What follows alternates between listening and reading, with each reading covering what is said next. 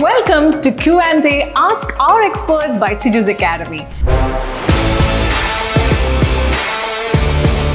Today we are going to deal a doubt related to speaking. So let's look at the doubt. Ma'am, can you give some tips to control humming? Of course, yes.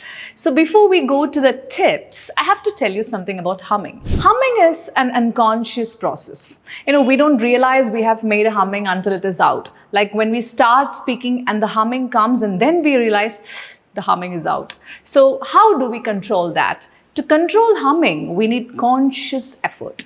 So let's look at the tips. So tip number 1.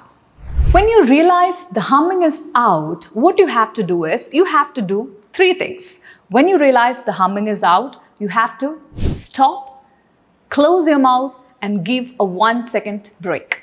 So that is the first step. When you realize the humming is out, you have to do 1-second pause. It helps your brain to realize that it has made a severe mistake that may affect your speaking. Okay? So now let's look at the tip number 2.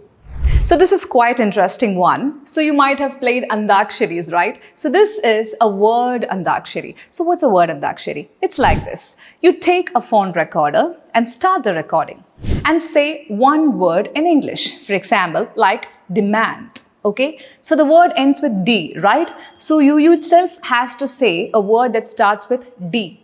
Doctor. And the last letter of the word R. Then begin with R.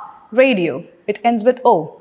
Orange, it's end with E, right? You can continue playing this game with your phone recorder on. So you have to play this game continuously for 1 minute and then pause, okay? And you have to play this twice a day continuously for 1 week, and it's better to play it before you go to sleep or immediately after you wake up because it's a good exercise for your brain. So what you have to check after the recording is that after the recording, you have to check the number of words that you delivered in 1 minute.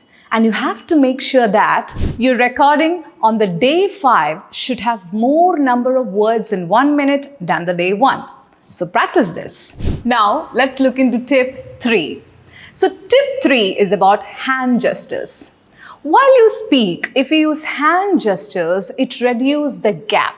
For example, imagine that you are explaining a medication to a patient, okay? So then, if you feel that your humming is high, you can use a hand, like you can explain, first take Ramipril, then take aspirin, later follow that with Avastatin. See, when you use these hand gestures, it helps you to have a slow pace which will be more clear for the reader. So you can use hand gestures. Similarly, when you explain a procedure, you can also use hand movements like take the glass, fill it with water. So when you use these gestures, it slows down your pace of speaking and reduces the humming. So that's all the tips for the day. So do practice this and let us know about the results in the comment box. Thank you.